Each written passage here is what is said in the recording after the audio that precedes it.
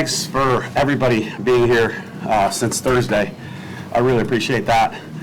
The coverage that you give us tells the normal person, the everyday person, that softball is important. So I appreciate you being out here every single media day. I can't tell you how much that you guys, seriously, it means a lot. It means a lot to them. And I want to say Southeastern, great team, hell of a season. They'll be back, hopefully not here. They go to LSU or UL, keep them in Louisiana. But just a great, great job by them. Not once did they look scared, nervous. I mean, just a really good team. So Rick and his staff do a hell of a job. But I think I said this last year after Super Regionals that that was the most gratifying. This might have been the most gratifying regional win of my career. And just what we've gone through, what we've been through, ups and downs, a lot of downs. And they never once quit. I always said the best is yet to come. And wherever you're at in life, the best is yet to come for all of us. You got to believe that. And I think they bought into that. And today might have been our best game of the year. And what a time to have it. So. Awesome. Start with Mayray. Yeah, first inning. Start there, yeah. Kristen, you set the mood. I just want to know what was said during pregame and just to start off the game like that. This is a question for you. Yeah, I'll go first. Well, to be honest, we wanted to be one and done here today, and we wanted to come out, set the tone, and we wanted to send a message that this was our home field, and we wanted to take it to them first inning, because the way you beat a good team like that is you respect them and you beat them. And so they got a little momentum in the first inning, and we were like, nope, this is our game, we're taking it back, and this one set the tone right here. Her and Larissa being two great at-bats that first inning. I'm very proud of them. Yeah, ditto to that. Me and Riss at the 1-2 today, super excited to get the momentum going for the team. And we always talk about, bent but not broken. And, we gave up that first run in the first inning, but we came in and hit and quadrupled the score. So super proud of this team for, we bent a little bit, but we had Jocelyn's back. And, so super proud of these guys. And I kept thinking back to good old Caroline Hardy one year in the dugout where she bought this McDonald's biscuit and she kept it in the dugout for like a month and a half. And she would literally tack it to the bulletin board. And that was to remind me to risk it for the biscuit. And when Larissa got up, we did a slap and run. Shortstop was going to cover second, and it gave us a big hole. And she did it perfectly, and it kind of started the whole thing. And I looked up, and I said to Lance, do we really have 10 hits in the first inning? Because I don't think that's happened all year. So he said, yeah, I think so. So it was just a great start. And like Kristen said, bend but don't break. And Brisky gave us a pretty good start, and then the bats did the rest. Because the top of the lineup, when you go 3-2-2-2-2, that's hard to beat anybody. It's back to back to back to back to back. That's difficult, and especially when they kept going and going and going. That's the old Bama SB that you saw today. Tommy. Yeah, for both players, what kind of conversations took place over the course of this year with the bent parts and the things that you talked about? This team came out of a lot of weekends without a series win, and I bet a lot of people would not have bet on them being in the Super Regional. So what kind of conversations did this team have on this ice? This year was hard, and I can look at every single one of you and say that this year was hard, and it tested us, but they never quit on us. The coaches never quit. They believed in us week in and week out. They kept preparing us. They kept going. They kept saying that we have a goal to beat the World Series by the end of the year, and that's what we've been working for. The goal never changed. We did go through ups and downs, and like you said, a lot of downs, but they kept believing in us, and we knew it was going to turn our way eventually, and it sure did today. Katie. You talked about this being one of the most gratifying regionals, and I also know you hate losing at home. So in that first inning, the Southeastern Louisiana coach just talked about the crowd too. Just kind of how gratifying was it to give them something to cheer about after it's been the offense has had to wait a lot. Absolutely, they've given us a ton all year, and to go 100,000 people for 2 years in a row, we need to give them something. And led by the Queen, Emily Pitek, I mean that's what they've been waiting for all year long. And to have it happen in the last game, just awesome to see. And, it's the best crowd in the country. And, when you come to Tuscaloosa, your postseason dreams die. And it has happened again and again and again and again. And it happened again today. Anna? Coach, you mentioned, the ups and downs coming into this regional. You had nobody in the starting lineup batting over 300 or 10 home runs, but you guys, has made it to your 18th Super Regional. Just tell me, how'd you guys do that? How long you got? I did want to say I saw Coach Saban at Mass this morning, and I was like, it's going to be a good day. Like Jenna said, they didn't give up either, though, because they could have too. They could have folded their tents and said, it's not going to be our year, but they kept working.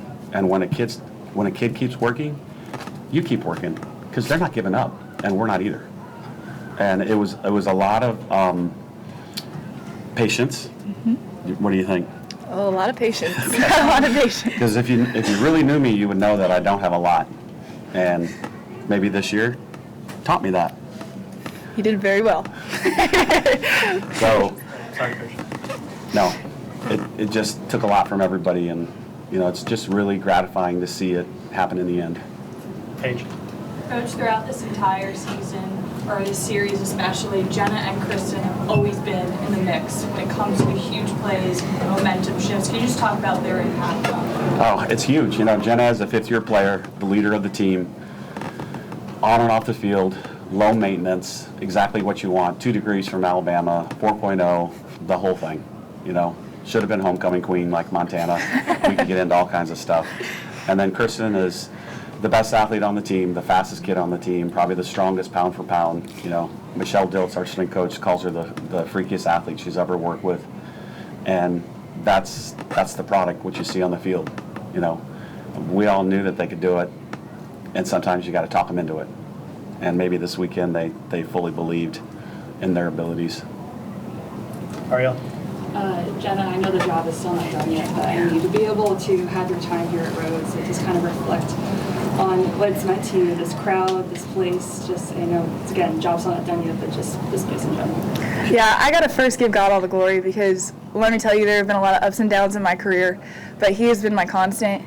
He has allowed me to keep the faith and to keep pushing, and He's been my strength, so I got to give Him all the glory first. But let me tell you, the Rhodes House means something to me too, and this place brings the energy. When we're out there doing Alabama before we even start the game, the momentum it changes everything. And so when you're playing a team like Southeastern Louisiana who rides on momentum, it's important to take the momentum when you can. And our crowd gave us the momentum in the first inning, so I'm really thankful for them, thankful for this place, and just to get to wear the jersey one more time at the Rhodes House means everything to me. Ariel? Oh, you good? Yeah. Oh, you just said, I'm sorry. I can go again. No.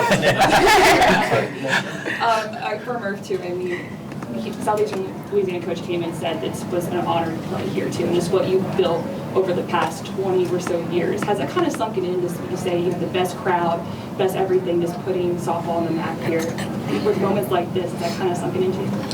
It's very cool to hear, and then the USC Upstate coach said the same thing to me on the sideline waiting to play the other day, and he said he's been to several places across the country, but his favorite place to play is here, and that really means a lot to hear that. And again, I give you guys credit, the fans credit, our administration, everybody that works a regional. I mean, it all goes smoothly.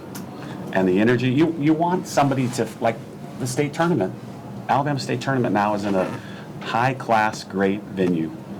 And when, a young lady who's a senior who plays in regional and comes to a regional, you want them to feel like this is big time. And you guys do that. And the fans do it, and our facility does it. And that's what you want in a championship event. You want them to feel like, wow, this was cool. This, win, lose, or draw, I had a great time. That's what you want. That's what the NCAA is all about. Any sport. And I love that it happens here. Nick? Coach, and really for all three of you guys, sorry to go back to that first inning, but when they flipped to Blanchard there, for the inner competitor in you, was that them blinking and it was time to pounce? Go ahead. Well, we sure had the momentum. So when they brought her in, we had already seen her, and so we had a new plan because we didn't score that many runs off of her the first time. and we wanted to make it known that we were prepared for her, and we wanted to respect all their pitchers, and we put up hits on every single one of their girls. So that was our goal today. Katie. You can go ahead, Kristen. Sorry. Trevor, why was it important for you to give Jayla that last inning there, just especially after what she did at regionals last year? Oh, absolutely. And, you know, the first thing I said in the post game was I pointed to every kid that was a role player. And that means so much to me because she's been a great kid for 4 years. Never complained, never once like, why aren't I getting to pitch? Even this weekend. She carried us last year. You guys all know that. She won 3 games for us last year. And just, we all love her. You know, after the game, she got the opponent lineup card, which is like giving somebody the game ball. And they give her a standing ovation for 1 inning. That's how much they love her, how much they respect her. And that goes for everybody that wasn't on the field. Because KJ Haney, she's the president of the Wolfpack in the dugout, and she earned that win just as much as anybody else that was in the lineup, as did Jayla. And I thought she'd do well against them. And Lance said, you know, it's a good matchup. So she was awesome. Tommy. Yeah, Patrick, I'm not sure how many people, maybe including you, had Brisky on their bingo card coming into the regional as going to be the one, you know, put in this position. Can you talk about what she did in both games? And you talked yesterday about the most important thing being a solid start. Yeah. She, like, I think almost... But also why her? Yeah. I'd say 2 games all year she did not give us a quality start. 2. And what is she now? 9-5, but she's probably been in more games than that. But 2 non-quality starts. She's kept improving. Lance has done a hell of a job with her. She's cool under pressure. Her demeanor is awesome. Nothing gets too high. She doesn't get too low. And we all felt like she could do it. You know, and Beaver threw a ton of pitches yesterday, and against the same team, that's kind of hard. We had her for the next game if we needed her. And so, you know, Brisky, and she had a day off, which is really weird. But, you know, she had a day off. She had Saturday off, and I think she was ready to go. Jayla. Coach, you're in advance from this regional onto the super regional. What's going to be the first thing that y'all got to focus on and address to prepare y'all for whoever y'all facing next? Yeah, that's the big question. What time did they play today? 3. 3. Okay, so probably watch that, see who wins it. And then, you know, Jaden Spencer, our director of ops, will, you know, whether we are on the road or if we host, I really hope that I see everybody back here. That'd be great. Thursday. Everybody back here Thursday. So see, you know, we played them 3 times last series at home at the end of the year, Tennessee that is. So we've gone up there 2013 for Super Regional. That was Jackie Traina's junior year after we won the national championship. So we've been up there. So either way, we're looking forward to it. Anyone else?